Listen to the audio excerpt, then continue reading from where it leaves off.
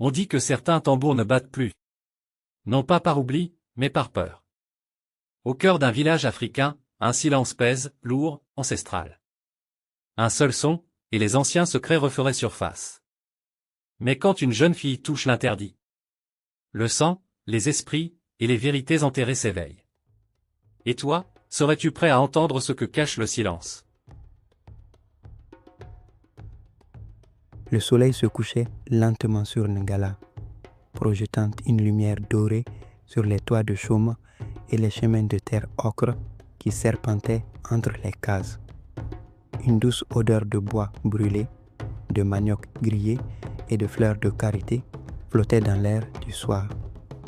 Les tambours résonnaient au loin, rythmant les pas des femmes revenant du puits. Les dos courbés, les silhouettes droites malgré la fatigue. Ngala n'était pas un village comme les autres, niché au cœur d'une savane boisée, cerné par une forêt que l'on disait vivante.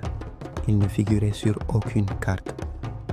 On disait que ses ancêtres avaient scellé un pacte avec les esprits de la terre pour que leurs descendants vivent en paix, à condition que certaines règles ne soient jamais brisées. Une d'elles interdisait à quiconque de pénétrer dans la forêt de Kiba, surtout la nuit. Là-bas, disait-on, les esprits anciens veillaient, et le simple fait d'en déranger le silence pouvait coûter la vie ou l'âme. Amina, les yeux levés vers le ciel, observait la lune se lever, ronde et lumineuse. Ce soir, une éclipse totale devait avoir lieu. Le village tout entier s'y préparait, avec crainte et ferveur. Les anciens murmuraient que c'était un mauvais présage. Dans la tradition de Ngala, les éclipses n'étaient jamais naturelles. Elles étaient le voile que les esprits tiraient sur le monde lorsqu'un secret enfoui menaçait de refaire surface. Ne regarde pas la lune directement, Amina, lui lança son grand-père, le vieux Combe, depuis l'ombre fraîche de la véranda. Tu risquerais de voir ce que même les ancêtres refusent de révéler. Mais Amina n'avait jamais eu peur des histoires. Orpheline depuis l'âge de 6 ans, elle avait grandi dans l'ombre de son grand-père qui lui avait tout appris. Les plantes médicinales, les proverbes, les chants sacrés et surtout l'art d'écouter. Car dans ce village, écouter était un acte sacré. Les silences disaient souvent plus que les paroles. Ce soir-là, alors que l'éclipse plongeait le village dans une pénombre irréelle, le vent se leva soudainement, faisant frémir les feuilles des arbres, comme si elles chuchotaient entre elles. Les tambours s'arrêtèrent brusquement. Même les criquets se turent. Puis, au loin, un son retentit. Lent, solennel, un battement de tambour, et pas n'importe lequel. Tous les anciens levèrent la tête, incrédules. Le tambour du silence. Il venait de la forêt interdite. Impossible, murmura vieux Combe, les mains tremblantes. Ce tambour n'a pas été touché depuis le jour où il s'interrompit pâle, fixant la forêt, comme s'il y voyait un fantôme. Les anciens se rassemblèrent d'urgence sous le fromager sacré, au centre du village, tandis que les enfants étaient enfermés dans les cases. Une tension ancienne, presque oubliée, régnait dans l'air. Dans la case familiale, Amina s'assit au pied de l'autel où reposaient les calebasses de ses ancêtres. Le cœur battant, elle ferma les yeux. Dans l'obscurité de ses paupières, elle vit une silhouette, un enfant aux yeux blancs, vêtu de tissu indigo. Il tendait la main vers elle. Ce que tu cherches ne doit pas être trouvé, mais réveillé. Lorsqu'elle rouvrit les yeux, le tambour avait cessé, mais quelque chose s'était brisé. Le silence qui s'ensuivit n'avait rien de rassurant. C'était un silence qui écoutait, un silence qui savait. Dans le fond de la case, le vieux masque rituel que personne n'avait osé toucher depuis la mort de ses parents venait de tomber du mur. sans bruit. Amina, frissonnante, comprit alors que son histoire n'avait jamais vraiment commencé, jusqu'à ce soir. Le lendemain de l'éclipse, le soleil se leva sur N'Gala avec une lumière terne, presque malade. Le ciel semblait couvert d'un voile invisible. Aucun oiseau ne chanta à l'aube. Même les coqs, pourtant bruyants à l'accoutumée, restèrent silencieux. Le village tout entier retenait son souffle, comme si la nature elle-même attendait que quelque chose se dévoile. Les villageois, inquiets, se réunirent à la grande place, là où les palabres étaient tenues, là où les décisions vitales prenaient forme sous l'ombre du fromager sacré. Vieux Combe se tenait debout, le regard perdu, les rides plus profondes que jamais. Ce qui s'est réveillé cette nuit n'est pas un simple esprit errant, dit-il d'une voix grave. C'est un tambour qu'on ne doit entendre qu'une seule fois dans sa vie ou dans sa mort. Personne ne répondit. Tous se souvenaient de l'interdiction. Le tambour du silence n'était pas un instrument, mais un sceau, un lien entre les vivants et un passé trop douloureux pour être raconté. Pendant ce temps, des phénomènes étranges secouaient le village. Les calebasses conservant l'eau bénie du fleuve tout mou éclataient sans qu'on les touche. Les troupeaux y refusaient de s'approcher de la forêt.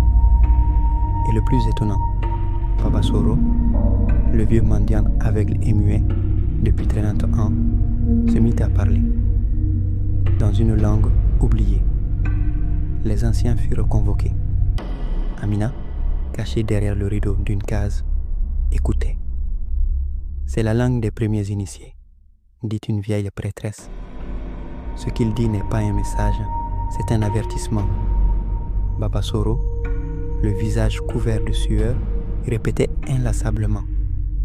Le feu revient, le sang ne dort pas, le tambour a soif. Amina, perturbée, se rendit auprès de son grand-père ce soir-là. Elle avait tant de questions, mais une seule brûlait ses lèvres.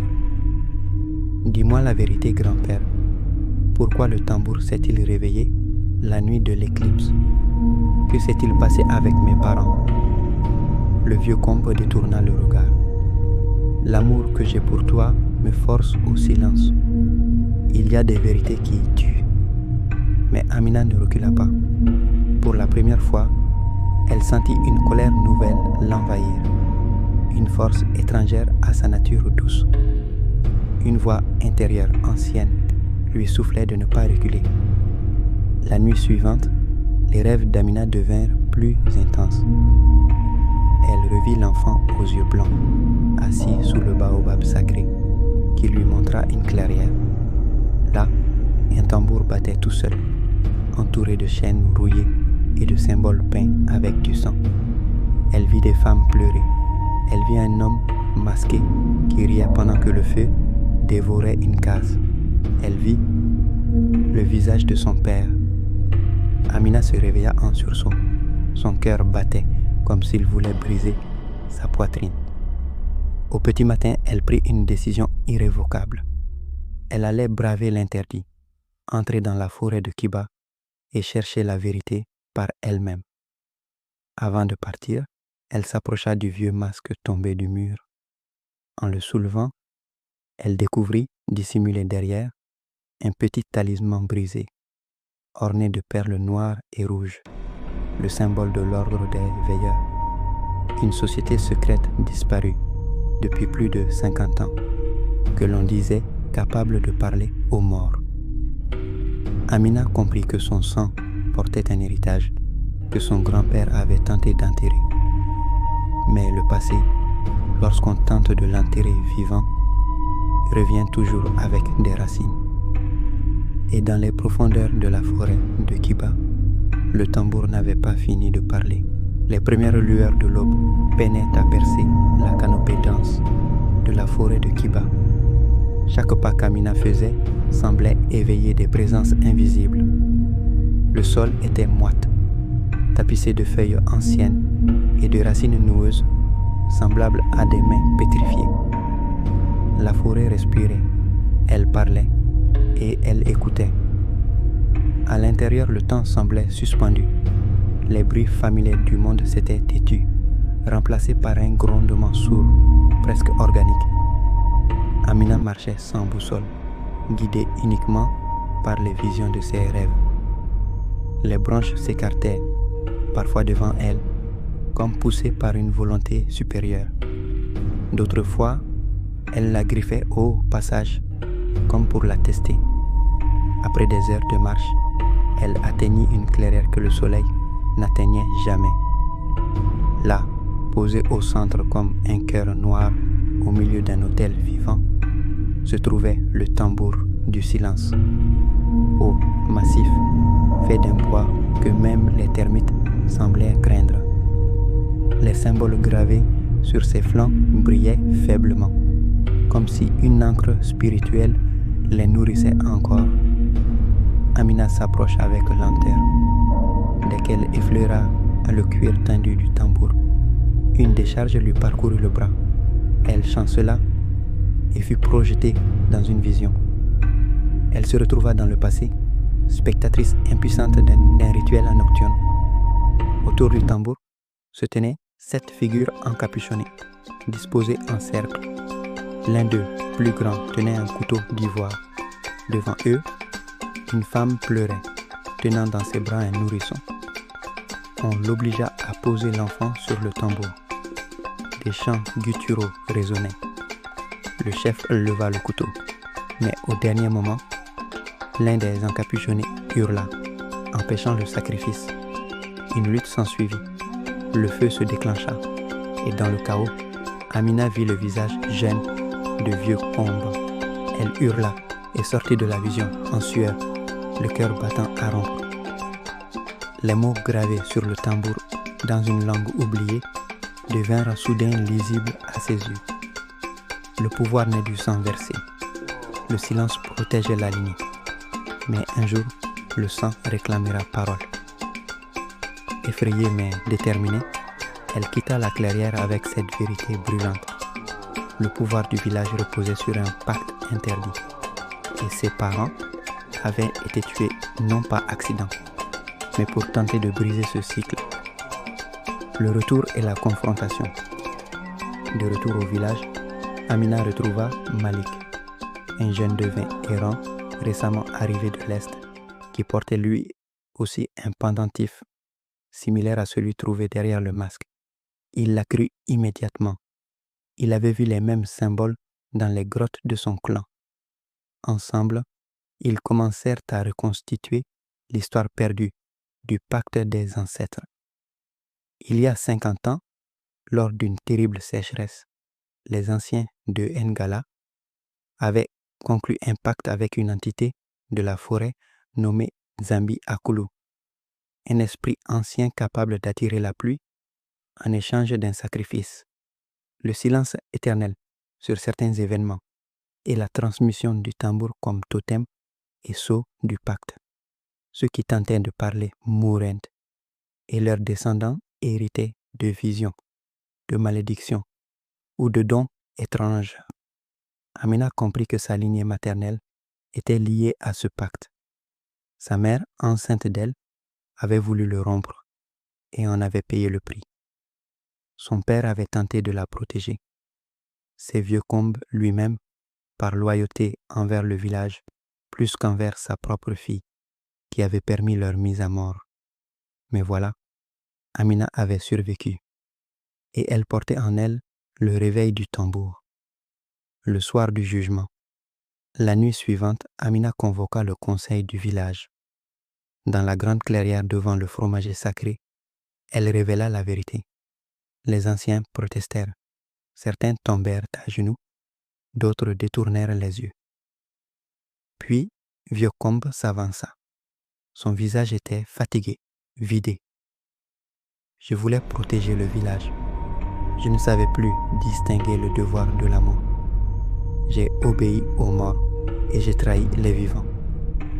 Il retira son collier de chef, le posa au sol devant elle. Un lourd silence suivit. plus profond que tous les tambours. Mais alors, un grondement monta de la forêt. Le tambour battit de lui-même, lentement, solennellement, comme pour enterrer un mensonge et réveiller une mémoire. Puis, le silence. Les feuilles cessèrent de frémir. Les chèvres se calmèrent et un arc-en-ciel nocturne, phénomène rare et sacré, se dessina au-dessus du village. Le pacte avait été rompu.